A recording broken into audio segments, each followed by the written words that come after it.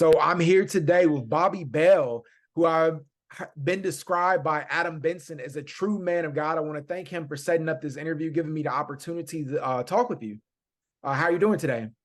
I'm well. How are you? Excellent. Thank you so much for taking the time.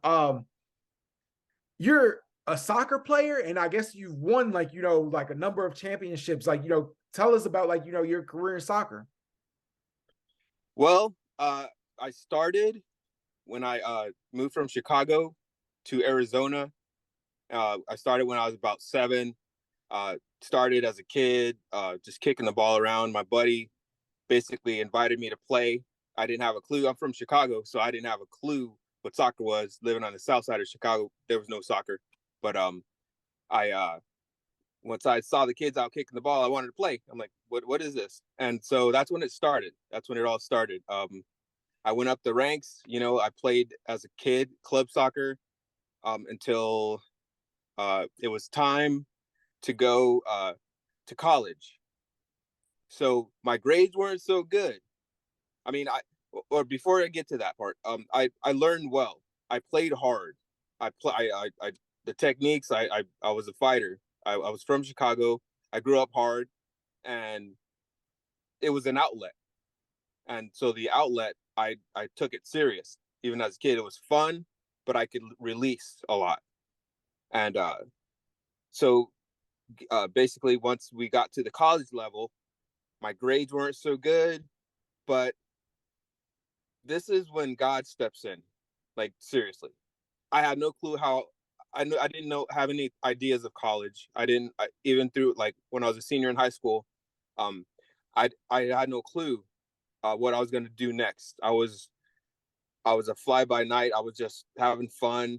I was a proper kid. I was my grandma was spiritual, and she raised me properly, and I was a good kid. I just didn't like school. And somehow, a buddy of mine, when we went to a tournament with the club team, he invited me, or he gave me the heads up. There were scouts there for college, and I'm like, what does that mean for me? I don't know anything about that. I played well. I scored goals. I did backflips. I showboated, only because I knew someone was going to be there, and I was excited to do it. I was successful. They wanted me. I played college at Yavapai in Prescott, Arizona, and it was their second year actually as a soccer team. We won nationals. We beat everybody. I think we lost our first game, and then we beat everybody else. Definitely. What position were you playing? I was playing right wing.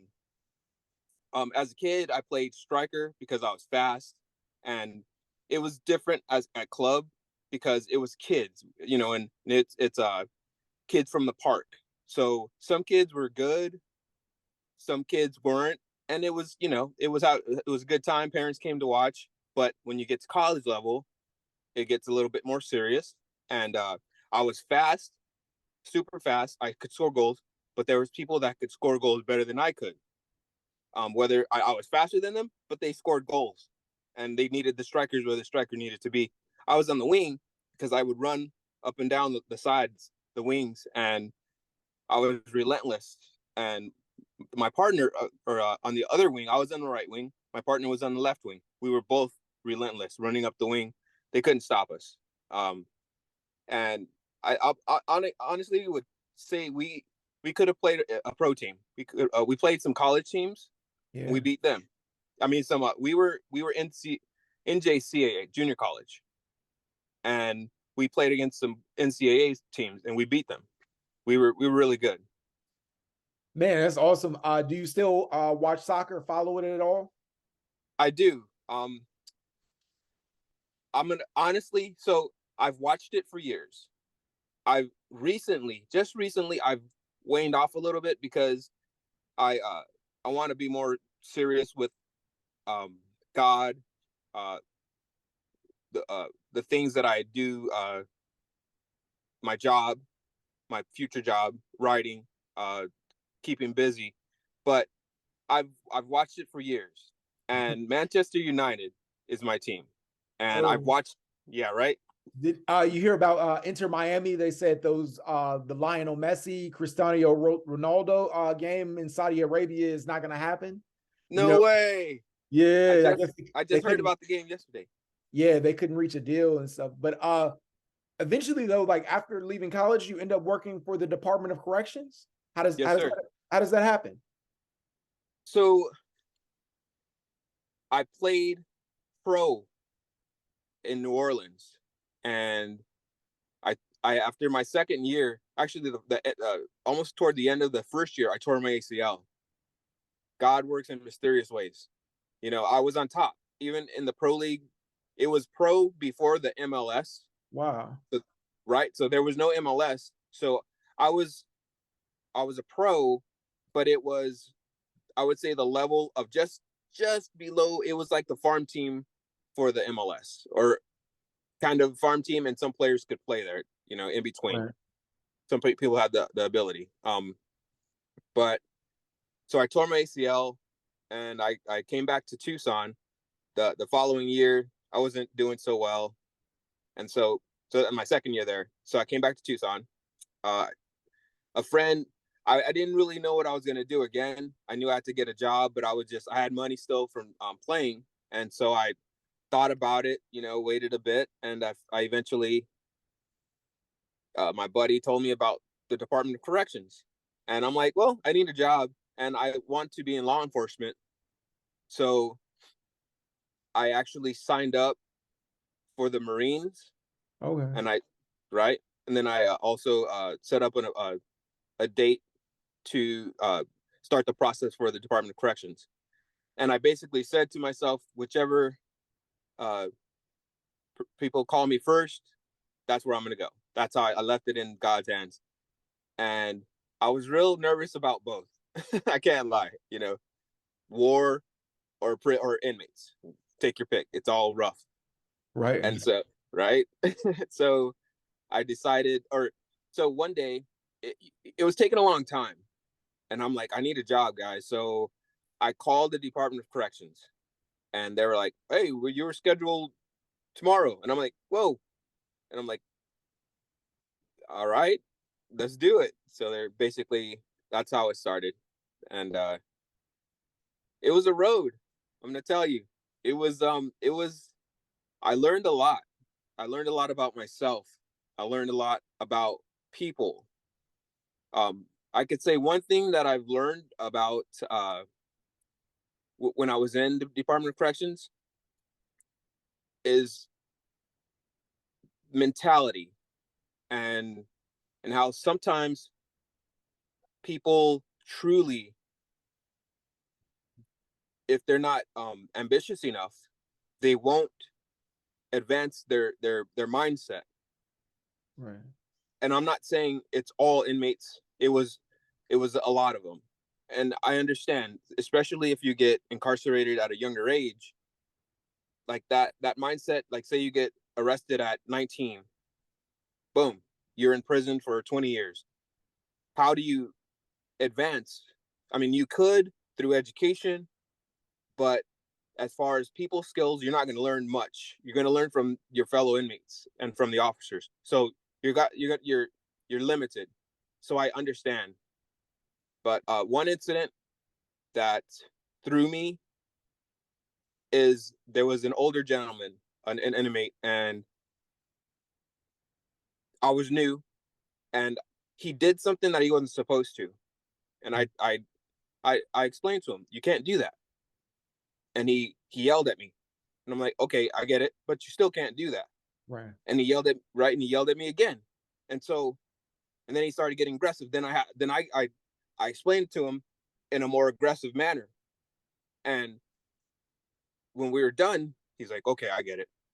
So after we were done, I was like, it really threw me because I've never raised my voice to an older person, and I've never been authoritative to an older person. And I was about 26, 25. No, I had to been 26. And it threw me. And after a while, I understood it's life, and sometimes people need help. Um, to advance. And sometimes they're, like the way I am today, I'm not going to raise my voice to anyone. I'm going to, there's heated moments. I'll try my best. I can't promise, but that's my mindset. I'm not going to raise my voice to anyone.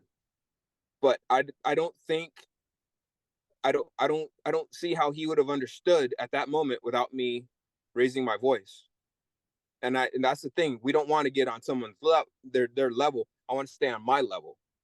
And that's the way I am today. I probably couldn't work in the prison because I'm not going to yell. I'm not going to scream. I'm not going to get on their level. I'm going to stay on my level. And so, yeah, but it worked when I did it in prison. But it was a learning experience. I learned so much. Oh, man. Um, being around people in prison, do you feel like prison is able to rehabilitate people? Do you feel like the situation actually helps them, or do you see people coming back? You hear there's a lot of returning people. If you go out, they're coming right back. Right. Like recidivism. That's what recidivism. I was Yes. looking for.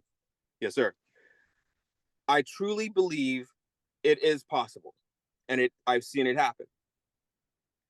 The thing is, the person that's incarcerated needs to want to be better.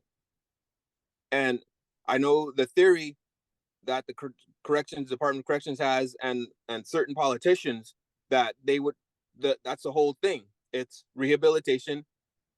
We're trying to get you back into society to function properly, to not want to do evil things, to go right back in and roll with the waves, just like a dolphin in the waves. But if they don't want that, they're not going to have that. And there were so many programs in the Department of Corrections. They had so many programs. It was left and right.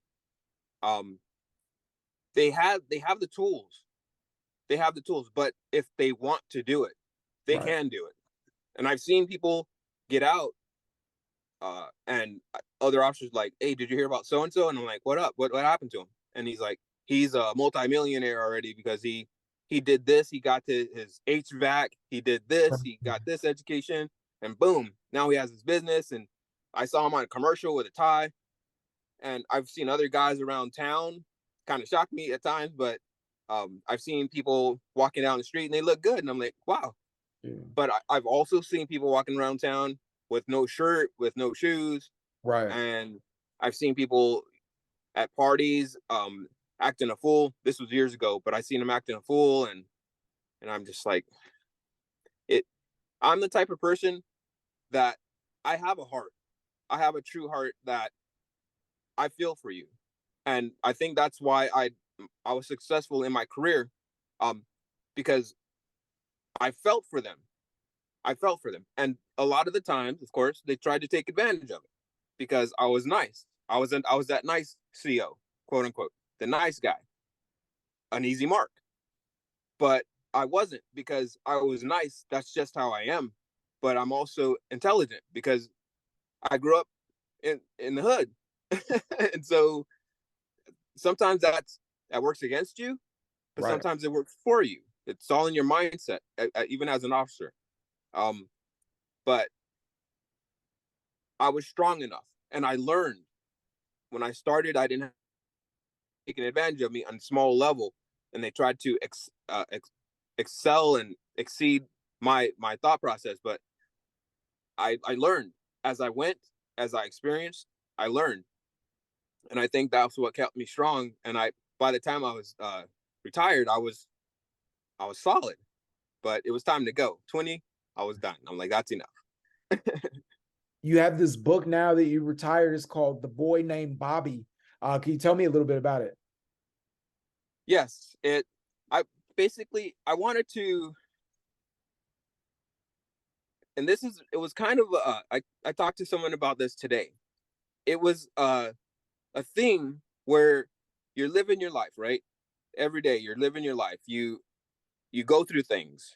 Like, I was born in Chicago, moved to Arizona. I was beat up in Chicago a lot, and I learned to play soccer. I got tough. I we went back to visit Chicago. Okay. The same bullies came at me. I was still the same innocent, quiet kid. But when they pushed me, I pushed back, and they were like, "What are you doing pushing back? You don't do that." Oh, what part of Chicago are you from? I'm from Chicago also. I'm from the south side of Chicago. That's all I know. Yeah, I'm the South Side too. I'm like near 85th off Kesey. So like Oh, wow. yeah, like it's kind of like on the border of Evergreen Park, like right over there, like right before you get to the south suburbs. But like yeah, man, I lived on like 112th and Troop before. That's like, but Is it rough? 112th and Truth over there, yeah, it's pretty rough. Like, like parts of it, it's they call it the Wild Hundreds. Like when I was growing up and stuff, there was definitely gang activity, Right. like things and stuff, everything that you see, but I tried to stay away from that. I never got into soccer, man, until I was older. I played on a soccer intramural team when I was in the Coast Guard, because I was in the Coast Guard. Nice. Yeah, and like that was like really cool and stuff and everything. I really have an appreciation for soccer and been, kind of like following like, Major League Soccer and stuff like that. I met Yeah. Antonio Ruger this summer. Yeah, Okay. yeah, that was cool. Like, so like I wish I had played soccer though. Like, like you, man, like that's a great No sport. doubt. Yeah. Yeah, it is. I'm trying to get That's my kids awesome. into it, like to play soccer and stuff, because like I think it's Yes. great. But what was the inspiration behind writing the book? Because I know like a quote, you like the Bob Marley quote, emancipate yourself from mental slavery. None but ourself can free our mind. Why do you love that quote? I love that because we we stay in a box if we don't understand. And I learned so much about myself, about race, about um, stereotyping. Um, I learned about more about females, males, and their nature. And living 50 plus years, you see things, you experience things, and going through all these battles, and like living a rough life as a kid, and I didn't do well in school. Right. These things surmount, and until you take control of your own mindset, this is what I've learned, that if you until that time you understand that you are in control, that you're not a slave to anything, to anyone.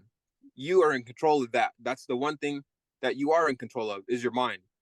Anything exterior, you have no control. You can try to, and you can grab it and push it, but it can come back. It's like the example of, I've seen some officers in the prison tell an inmate, "Hey, shut up." And so I look at him, I look at the officer, I'm like, do you think he's really going to shut up? Like, are you going to put your hand over his mouth? Are you going to touch him? Because once they tell him to shut up, shut your mouth, he says something. Right. He's like, make me, blah, blah, blah. I'm still talking. I'm still talking. I'm like, because you can't control that. It's something that you can't control. And that's what I've understood lately, is you have to control your own mind, and learn ways to control it. Spiritually, I think this is what I've learned, and this is what I've worked on. For example, road rage, um, or people upsetting you on purpose in certain settings, doing things, poking you, like you're standing in line at the grocery store and someone bumps you. What do you do? Right. Do you punch? Do you punch him? Do you choke him out? Do you tell him, "Hey, stop, back up"? Um, and all what I've done, what I understand now, is I'm in control of this car that I'm driving on the road. If someone's cutting me off, I just back up. Um, if they're doing weird things, just get out of it. Pull over if you have to, especially if you're with your kids. Um, if you're in the line, I've had a guy there's a Spanish speaking people where I live, and Okay. they were talking Spanish, and he was like all up on me, and I'm like, okay, I get it, you speak Spanish, but you're like 2 inches away from me, and I moved, and he stepped forward. I moved, and my girlfriend at the time, she's like, "Don't, Bobbie, stop," because I was kind of aggressive. I was a CO. I was fit. I worked out like every day. I was a beast actually, and I had that mindset. Like my mindset was like, as a guard, you have to be in shape. You have to protect yourself as well as possible. Be their second option. That's what I would always say. If I'm standing next to this slim officer that never works out and he's always complacent, not really paying attention, and then there's me. I'm focused. I look like I'm a little upset because I'm focused and I'm concentrating. I'm ripped. I'm the second option for sure. So this guy in the line, he he keeps moving, and at this point, I just turn around and I face him, and I'm like, "What are you gonna do? What are you gonna do?" Today, I wouldn't do that. I'm not in control of him. I can't control him. I If he gets close, either I could go back and put my stuff away. I could go to the end of the line to just get away from him. And the thing is, who's to say the next person is not going to do the same thing? But the mindset is he's not harming me. He's not coughing all over me. He may touch me a little bit, but it's not hurting me. And Let me you see what I'm saying? ask you this question, like, because like, you've been in the Department of Corrections, and recently on my blog, I interviewed this guy who's in prison. His name is Terry Amerson. He feels like he's been over sentenced. He was sentenced to 30 years of wrongful conviction. But I asked him what the worst part of prison was, and he said, quote, "It's hard to say objectively what the most fucked up thing is, but for me, it's the mental degradation you go through continuously and the oppressive power the guards have over you. Drugs are flooded, and when it's a confined market, the money you can make is crazy. I've seen someone make 300,000 in 6 months in here, seen it with my own eyes, profit. And the junkies, dude, they don't give a fuck. They will run up Right. debts like crazy, and eventually you become a burden to the people in the free world. And slowly but surely, they start dropping off one by one. But especially if the person is junked out, they run up the debts. And when the family finally says, I can't anymore, but by this point, you owe so much, the end result is not good at all. No matter what, you're going to get hurt. The best option, they start fucking out their ass and turn into someone's boy, which is a term used for someone's do boy, sissy, fuck boy, whatever. What do you think about, like, hearing that? Okay. With that, um, so there's me, right? Say I'm just your average Joe. Boom. Um, I get arrested. I have 5 years coming to me. I'm in jail. So I think back. I've learned a lot from life. It starts with that first incarceration. It's what you've learned. Right. It's like with my mindset right now, I'm not gonna. I know what to do because I know not to borrow anything. Yeah. Even if I'm starving, don't borrow anything. Don't pay with credit. You're gonna owe someone. Um, the harsh truth about it in certain cities and states, race. You have to stay with your race. The loners, sometimes they make it, but eventually they're always hanging out with someone close to their race, or they get put on the spot. They'll force them, like, either you do this or we're gonna beat you up. Um, so that sucks, but it's a part of prison. That's the negatives from making that one mistake. So with the drugs, I don't do drugs. Right. That's your best bet, Yeah. right? Stay drug free. Yeah. Like, if Stay you could drug. stay drug free, that would eliminate a lot of the prison population right there. I think, like, we Boom. have a huge problem with drugs in this country. If people, like, weren't so addicted to them, you have the flooding of, like, fentanyl, and, people like want to indulge still in, like, cocaine, and like all these other drugs. We have a very drug centered society here in America. And, like, not necessarily that if you do drugs that you're going to end up in prison, but it definitely is a stepping stone, you know? It is a stepping stone. And like you said, just not doing drugs would eliminate these people losing their money. They would have more money for commissary. They they wouldn't owe anyone. They wouldn't have to sweat their parents, their family, their friends, their exes for cash, for drugs. And I know if you're the drug dealer, you're the man because you're providing. If you're rich, if you have a lot of money, you're the man. If if you got a settlement, oh, you're the man. You're running things. But until when it runs out, or if you get addicted, or if you get some bad fentanyl or whatever, then it's over. Either you're dead or you're trashed, or they're just going to take advantage of you. So and that's that thing. That's prison. It's race, it's culture, and you've lost your control. As far as officers, uh, so everything is based on the person, on their upbringing, on their personality. Like police officers, lawyers, uh, soccer players. For example, I got two. I went to two different schools. I went to Yavapai and then I went to Sangamon State. I got sportsmanship awards from both schools because that's my personality. That's just how I am. I'm picking people up. The ref would be like, I'd see in his eyes like the ball would go out of bounds. He's like, I'm like, it's their ball, bro. it's their ball. It's not ours. I know it's not. It's not a big deal. It's not a goal. If it's a goal, I probably just walk away.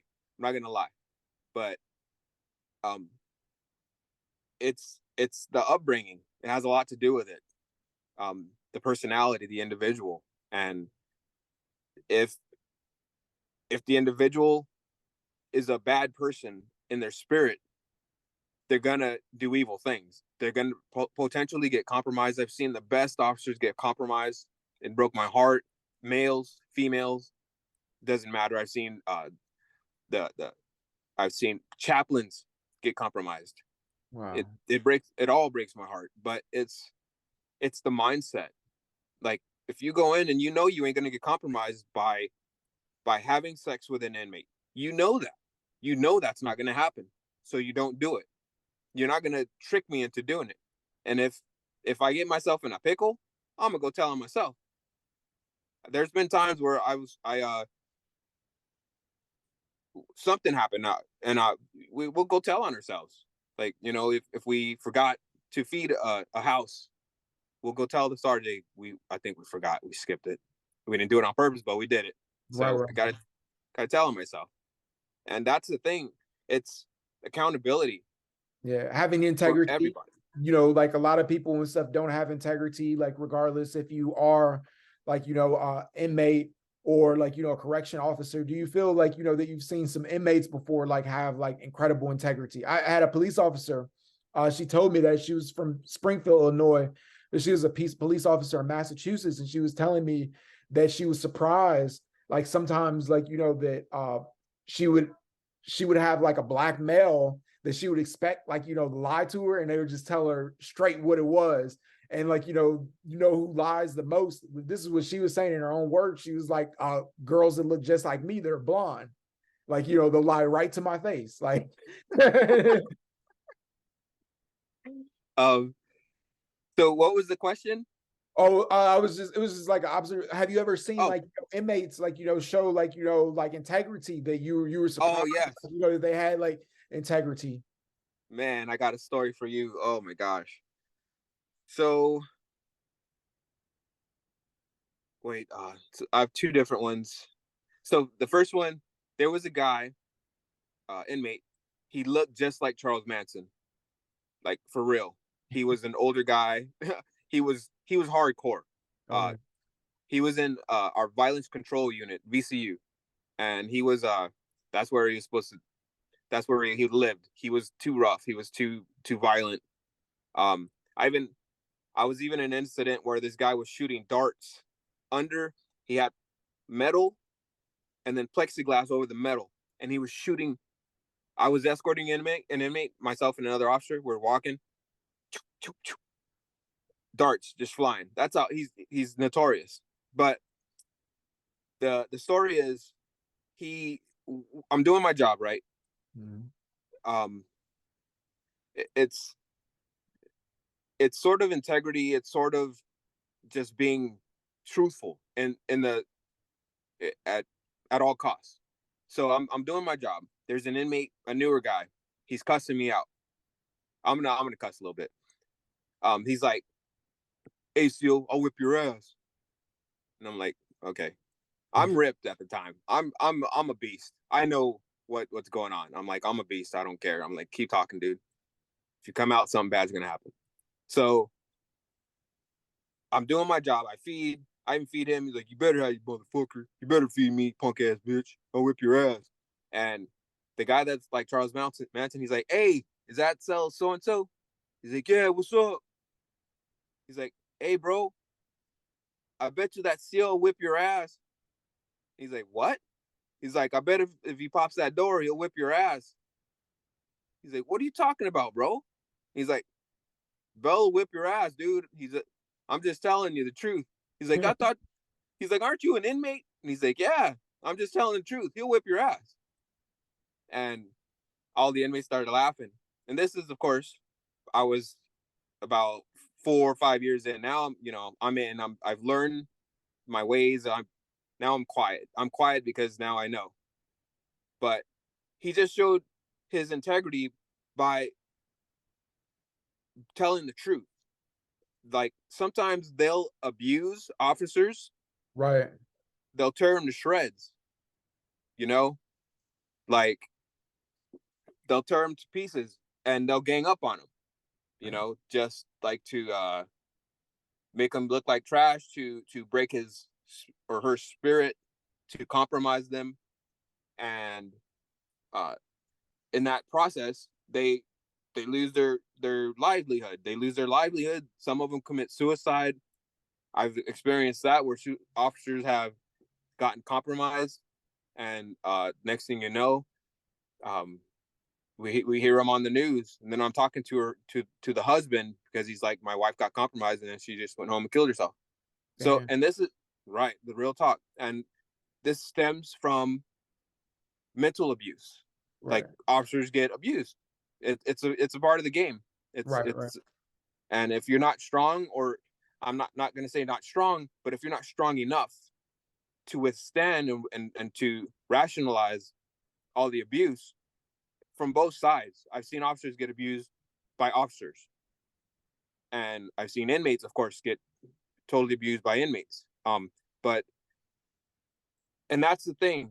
That's the reality of life, is that when it comes to that, when you feel like you can't do anything else, just leave.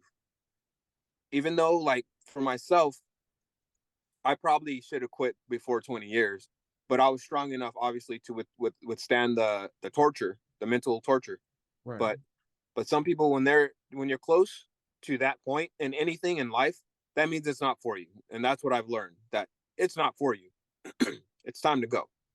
But especially old school, right? Like, you think it's old school. You can't tap out. You can't tap out. You got to be tough. From that era, people born in the 70s, they were taught that, you went through a lot of stuff. You're not tapping out. You tap out, you're weak. No, you're smart. And that's what I've learned today, is that it's time to tap out. And the rough thing about inmates is, tapping out for them is a label for life. Because if you tap out, you're going to go to protective custody. And if you go to protective custody, you're labeled whatever they want. Yeah, snitch. But like, I think, like, there's nothing wrong with going to protective custody if it's for your safety. Like, it makes sense if, like, you really have to go to protective custody. Like, you hear, like, a lot of rappers, they disparage them because they go to protective custody, but, like, it makes sense for them to go sometimes. Like, especially, like, the way they, like, talk in their music. So, oh yeah, it's smart. I mean, it will save their lives.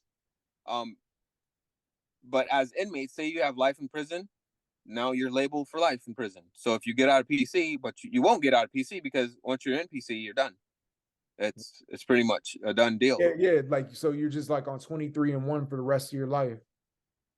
Well, so that's one aspect of PC, but there's also yards that have The open yard. yards. Yeah, yeah. Like where it's like you're just in a yard with a bunch of other PC people. Exactly, exactly. And so like you said, for rappers or people that are getting out, oh yeah, PC up, just PC up because you'll live. That's the key. Who cares if they say, well, you did this, you did that. When you get out, explain the story and bring some receipts. Because I've seen so many incidents where people PC up and they label him a child molester, they label him a wife beater, they label him this and that, and like the reality is, I just want to get beat up. They just don't want to get jumped by about 80 guys. So piecing up, yeah, it is what it is. Man, Bobbie Bell, thank you so much for taking the time. The boy named Bobbie. Where can people get that on online? They can get it at Amazon, and there's another. I forgot.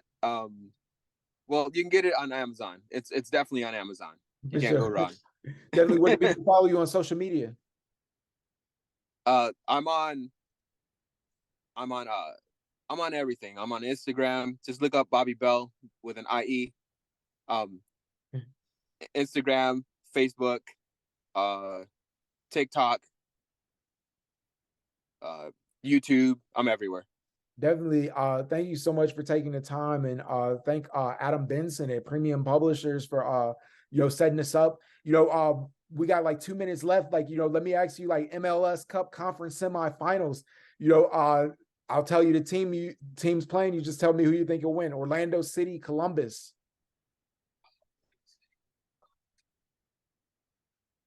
Orlando City. I'm gonna tell you, I watch English soccer, but I'll still tell you. Okay. Cincinnati, Philadelphia. I would go for Philly. Houston Dynamo, Sporting KC. I have a thing for Houston. I know some of the coaches. Okay. Seattle Sounders, LAFC. Ooh. So I knew some of the coaches. I knew some players from Seattle, but I'm gonna have to go for, or is it Orlando? You said? Yeah. Yeah. I'm gonna have to go for Seattle, LAFC. Seattle, LAFC. Oh, LAFC. Yeah, LA for sure. Man, Bobbie Bell, thank you so much for taking the time. I think this was a great interview. We actually came up with some solutions, for criminal justice reform. Don't do drugs, man. We might win an Edward R. Murrow Award, so I appreciate you. Thank you, sir. You're the man. I really appreciate this. Definitely. Have a great one. You too.